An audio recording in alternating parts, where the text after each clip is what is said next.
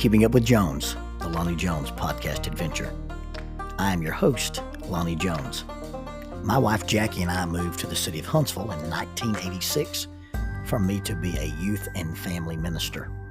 I have been a minister since 1980.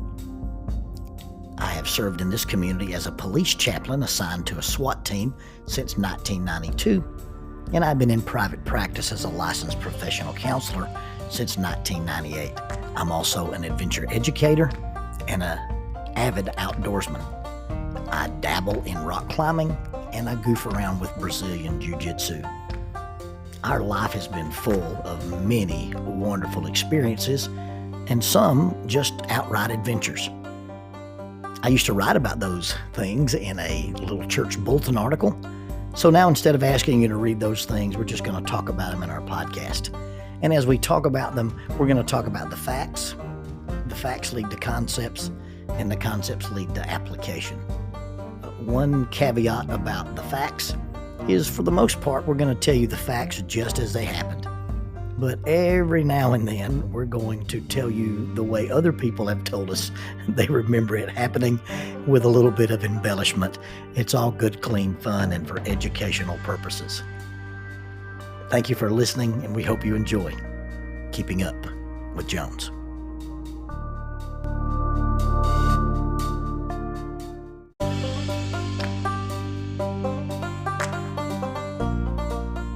Keeping Up with Jones, the Lonnie Jones podcast adventure, is sponsored by SJ&L General Contractors.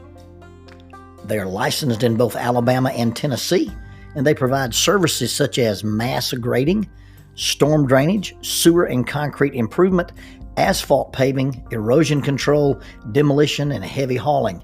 If you need any of these services, contact them 931-433-4660, 931-433-4660.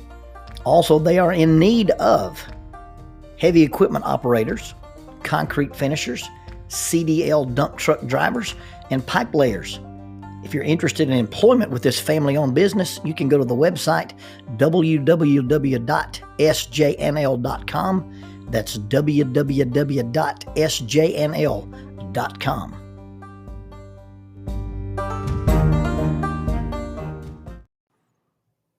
I was 8 hours away from home. I think the total distance in those days was 322 miles. That's 8 hours if you drive a 1968 Chevrolet Impala named West Wind. I was at Harding University. I walked into the mail room and went to my mailbox, number 1136. That was my connection to the outside world. I spun the combination, opened it up, and there was a single envelope. I recognized the address. I tore it open. And there was just a card with a beach scene and maybe some seagulls and this simple phrase: there is a destiny that makes us brothers. I was at Harding University because my brother had recommended I go there. I'd never heard of Harding University, had never seen Harding University, had never been to Harding University. I had my choice. I could have been at Faulkner University with him, and shockingly enough, my ACT score was enough. I could have been at Jacksonville State University. But he had advised that because of the career path that I was seeking and what I wanted to do with my life, that the best place to get the best training and have the most recognized academic credentials, I should try to go to Harding. And so here I was, away from home in a place I'd never been to and never seen, only on the advice of my big brother. I was running out of money, running out of time. And I wasn't really sure I should be there. And I don't know why those words were that impactful. But there is a destiny that makes us brothers.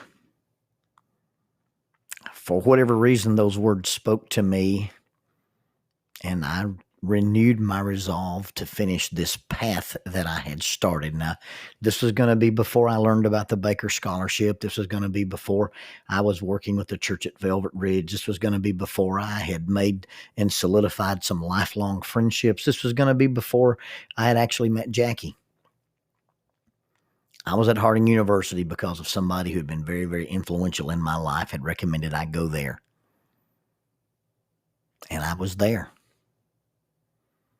My older brother's name is Gerald Braxton Jones Jr. My name is Lonnie Buster Jones. I'm named after both my grandfathers, Lonnie Walker and Buster Jones. Obviously, him being a junior, he's named after our dad. And he went through this kick when he was in law school that he would sign his letters, G. Braxton Jones, attorney. And I would write him back and sign L. Buster Jones, nobody.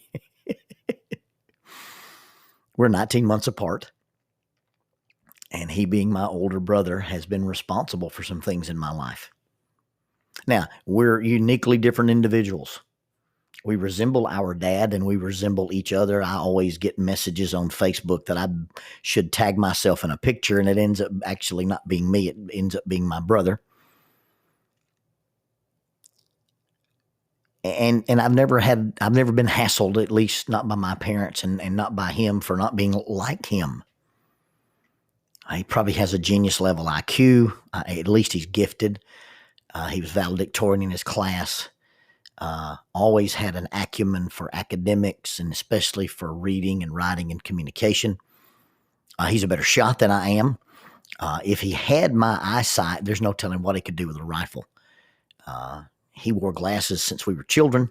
I think he's nearsighted, but the steadiness of his hands and the steadiness of his arms, had you been able to combine that solid platform with the accuracy and acuity of my vision, there ain't no telling what he could shoot with a rifle. He's a better climber than I am. Now, he doesn't rock climb and hasn't really ever done it much. Maybe one time in Bridgeport and a little bit of goofing around with me. Well, I say that we were camping at Fall Creek Falls one time and over at Buzzard Roost.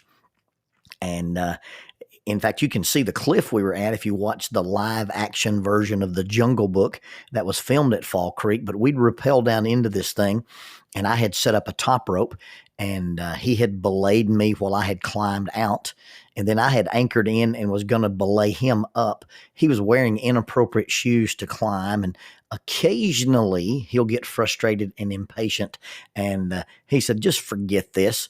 And he grabbed the rope that we were using to climb, and he walked up that wall holding onto that rope like the old Batman and Robin episodes. And literally his grip was enough that he could grab a 10.5 millimeter rope, put his feet on the wall, and walk up that wall just like we used to watch the fake Batman and Robin do it. And that's the strength of his hands. But he was still a better climber than I was. He outclimbed me in trees. He would get way up into the trees where the branches were too small and they would begin to bend. Now, we had this old swing set right beside an old oak tree, and we had a rope swing. We've never lived in a house that didn't have a rope swing. And he could swing on this rope. He let go with one hand, throw a knife and stick it into the tree. And he could also swing on that rope and let go and fly through the air and catch on the swing set and not touch the ground. He was doing American Ninja Warrior stuff before American Ninja Warrior was cool. Now, if you compared the two of us, I would get the reputation of being the adventuresome one or the athletic one, but it's just because he's not a show-off. He used to tell me, "Hey, kid, you never put your cards on the table. But when you put your cards on the table, you break the table." But he never showed off. He was never flamboyant. I suspect that growing up, he was quite uncomfortable with me being an extrovert and with me being loud and me being impetuous. But even though he was uncomfortable, now occasionally, he'd take us somewhere. When he could drive and I couldn't, he would take me places. He would take me and my friends places. He would give me the warning, "Hey, if you make a scene, you won't walk away from it." But other than that, I think he celebrated the fact that I was as comfortable as I was in my own skin. and that I was not inhibited from just being me. And I got some of that confidence from mom and dad and from him because I was never compared to him. I was never supposed to be like him. I was never supposed to have his grades. It's a good thing because I couldn't have done it. I remember when the algebra teacher at Oxford High School, this lady that I've talked about before, who was from Massachusetts Institute of Technology and ended up teaching high school math in Oxford, Alabama, she discovered in some episode, found out that we were brothers. I was taking algebra and doing terrible at it. Part of my algebra grade was an inverse proportionate relationship to a young lady I went to school with named Marcia Carter. The closer Marcia sat to my chair at any given time, the lower my grade was. The further away she sat, the higher my grade was. But something had come up in the algebra class, and Miss Long looked at me with astonishment and said, "You're Gerald Jones's brother?" And I said, "Yes, ma'am. He's my big brother." And she said, "Are you adopted?" But I was never compared to him by my parents, and he never expected me to be like him. It's interesting that as a little brother, I always had the idea that my big brother was proud of me. I don't know about anybody else's experiences with their siblings. Now, listen, we wrestled and we actually fought some. But I knew without a shadow of a doubt that those were not personal things. Those were boys developing into men and testing out our assertiveness and our testosterone and our aggression. And occasionally we'd lock horns just like two young deer in the forest. But it was never personal. And I knew without a shadow of a doubt that if I needed backing up in any way, shape, or form, my big brother would be there. We were involved in some things that I'll not talk about that I would consider above our pay grade and somewhat heroic. We used to laughingly joke with each other and say, we only have to save the world one time. And we were involved with some serious stuff at one time that we were too young to be involved with, but we got involved helping a friend out. I think that the first time I saw an episode of Supernatural, I immediately called Gerald and said, "Hey, they've made a series out of our childhood." We were the Winchester brothers before the Winchester brothers were cool.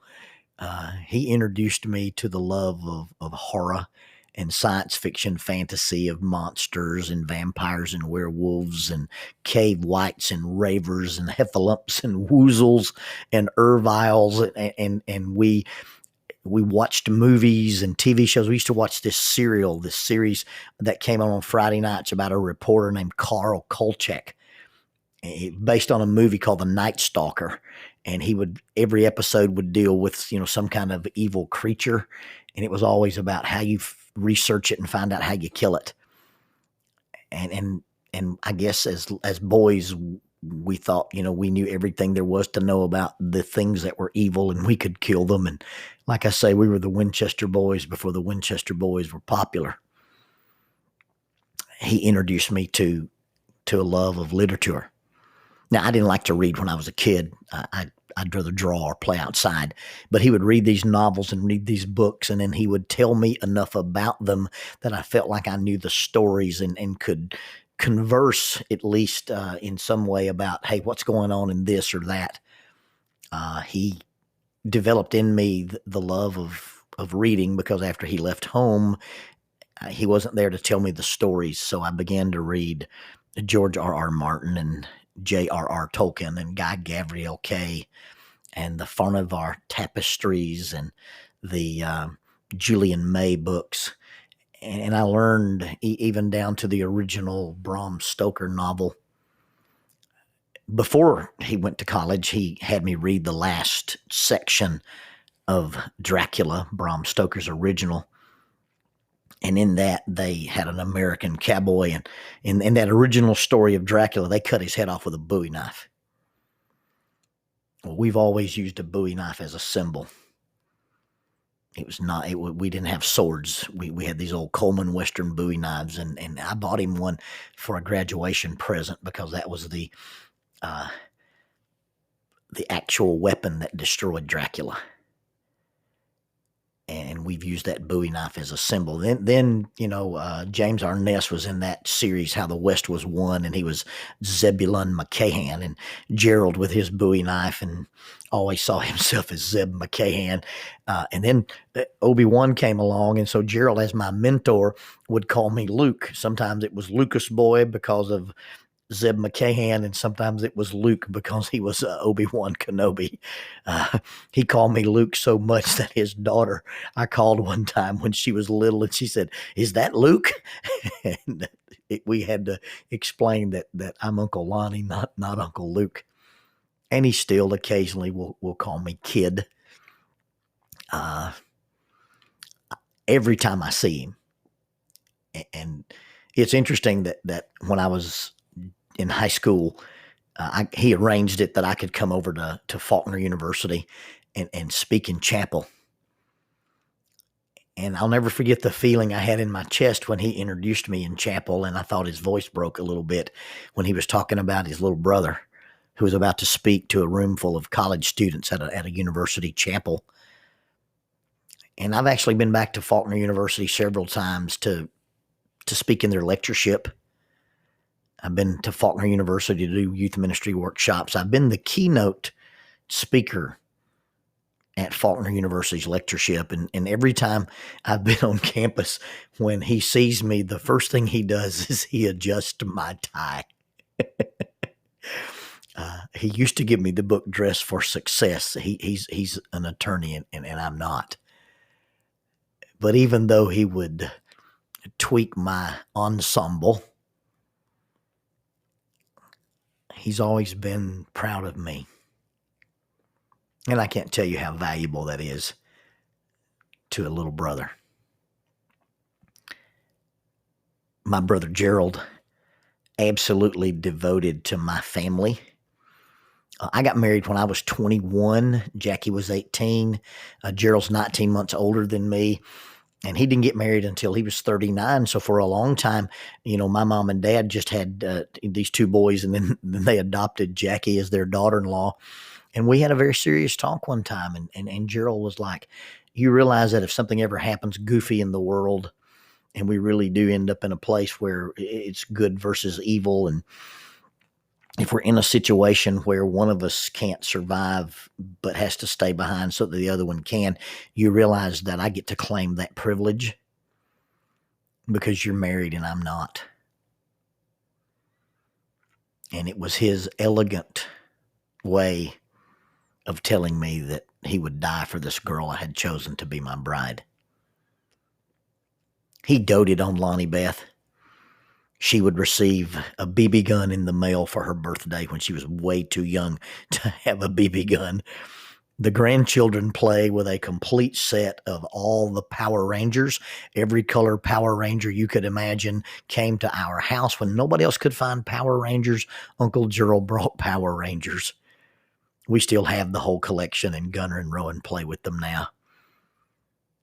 When we went to see the Lord of the Rings movie, I was like trying to explain some of the plot to Lonnie Beth, and she said, "Dad, I know all about the Hobbit and Lord of the Rings." I said, "You didn't read in high school." She said, "Yeah, but Uncle Gerald bought me the CDs, and I listened to them every night." He moved heaven and earth with his schedule and a family of his own to attend her high school graduation, her senior art show in college, her high school graduation, and he was there the day that I walked her down the aisle. He'd show up at odd places and odd times to watch her play volleyball. Even when she played volleyball at his university against his university, he was there cheering for her. It's pretty neat to be able to say that the person who had so much influence in my life has had that positive influence on my wife and on my daughter. Yeah, I've got a big brother. I've got an older brother. And there is a destiny that makes us brothers.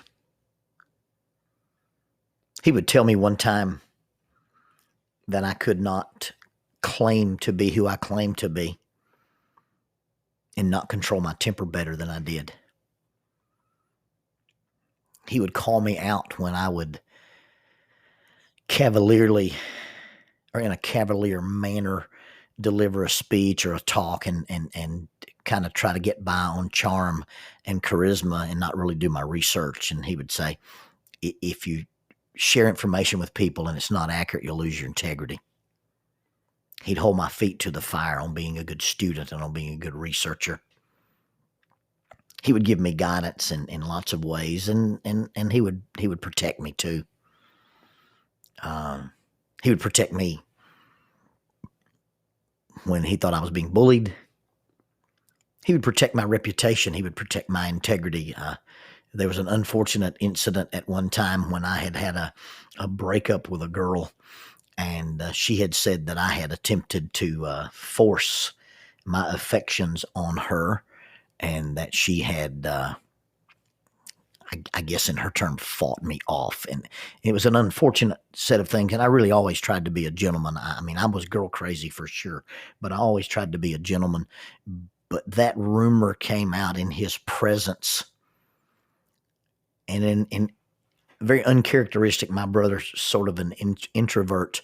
And in a very uncharacteristic confrontation, he looked at these people and said, "Have you ever had Lonnie put his hands on you? You know how strong he is. And if Lonnie wanted to do something, there's nobody here that could stop him." And probably a little bit exaggerated from his standpoint, but he spoke up and stood up in the face of this terrible accusation and protected my reputation and protected my integrity. He would be instrumental in helping me get a job at Food World. And before I worked at Food World and then he worked at Food World, he would give me an allowance.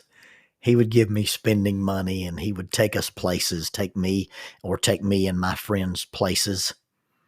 He taught me to drive. Now Dad taught me the basics of driving, but Gerald would take me out over Twin Rock Mountain and teach me to do some things with a car that you don't ask your dad to teach you to do with a car.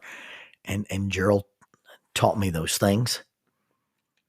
He would be involved in wrestling with me, and we would practice boxing and wrestling, and we played sports together. I was very, very fortunate to have an older brother. I would not be the man that I am today. I would not be the person that I am today if I had not had an older brother. I would not be the person I am today if I had not had him as an older brother. He did his senior research paper. Now, this is the valedictorian of Oxford High School, and he did his senior research paper on bass fishing with a plastic worm. Our grandfather and father taught us to fish, and our grandfather fished with these Texas-rigged plastic worms, and Gerald laid out all his note cards and did all his research and read all these articles, and his senior research paper was bass fishing with a plastic worm. In Thanksgiving of that year, we were squirrel hunting, and it was one of those Alabama Thanksgivings. It was unseasonably warm. It was bright and sunny and 70 degrees, and you couldn't do any squirrel hunting. And so we went to Clarkadia Farm, which was a farm of a little old retired school teacher. She raised geese. And our grandfather worked for the city of Lineville and would come over and bush hog around her lake. And because he would cut the edge of her lake, we had fishing privileges there when nobody else did. And on that beautiful November day, I was in the 9th grade, I think. I caught a largemouth bass that weighed 8 pounds. Now, he'd just finished his research paper on bass fishing with a plastic worm, and I'm the kid with an 8-pound trophy bass, and he paid to have that fish preserved for me. It hangs in my office. And even though he's never put a bass on the wall, he took his money, and that was a lot of money for us back then. And he had that fish preserved for me, and it's always been a treasure of mine, not because it was a fish, but because it came from my brother. He would buy me a shotgun when we were teenagers after he'd gotten a 12 gauge from our grandfather, and he would make sure that I had one just like it. There's so many things that happened in my life because I have a big brother. There's so many things I have in my life because I'm a little brother, and I had a guy who was a mentor and a friend, a guy who would tease me, and a guy who would teach me, and a guy who would train me, a guy who would open doors and give me opportunities. He carries or has a custom knife. Has a black polymer handle. It's made by the company called ProTech. It has a spring-assisted opening and has a Tanto blade. It is laser engraved, and in the end of the handle is my spider logo. And written in Greek on the handle are the words Philos Adelphos. And it's Greek, and it means friend and brother. Now, I am truly blessed to have some people in my life that are my friends that I hold as close as a brother. And I don't use that term lightly. I'm not a guy who runs around like Hulk Hogan going, "Hey, brother." If I call you brother, that is an intentional statement that I make. And I'm blessed to have men in my life who are not just my friends, but have a brother relationship with, and they know who they are. But I only have one actual brother who also happens to be one of my dearest friends. August the 3rd, 2021, today's date for the podcast, is exactly 60 years away from August the 3rd, 1961. And my big brother is 60 today. And we've been in ministry, and he's been in law, and I've been involved in law enforcement. And we've wrestled, and we've climbed, and we've ghost busted, and we've hunted, and we've fished, and we've camped, and we've endured breakups. We've helped each other survive tragedies. We've buried our grandparents, an aunt, and an uncle. He stood at the edge of that bed when I had my tragedy back in 2009. I still remember having a conversation with him. Who shows up to the hospital in a suit? But Jackie says it's a conversation that never took place. But I remember having it. But she said you had tubes in your mouth and you weren't talking to anybody. But we've done some incredible things. And there is a destiny that makes us brothers. I hope you have somebody in your life like my brother Gerald. But more importantly, I hope that you could be in somebody's life like my brother Gerald. Because if you could do for anybody else on the planet what he has done for me, then your life would not have been wasted and you would truly be a success. There is a destiny that makes us brothers. Happy birthday, Dr. Jones.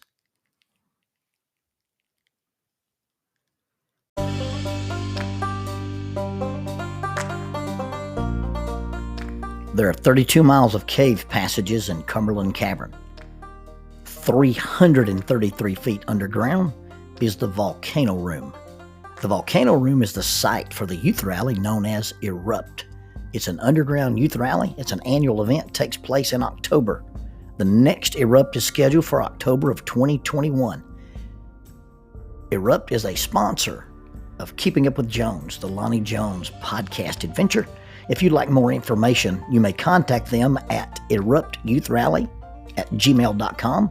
That's eruptyouithrally@gmail.com. Or check out their website for more information, 3 W's and a dot, eruptyouithrally.com, www.eruptyouithrally.com.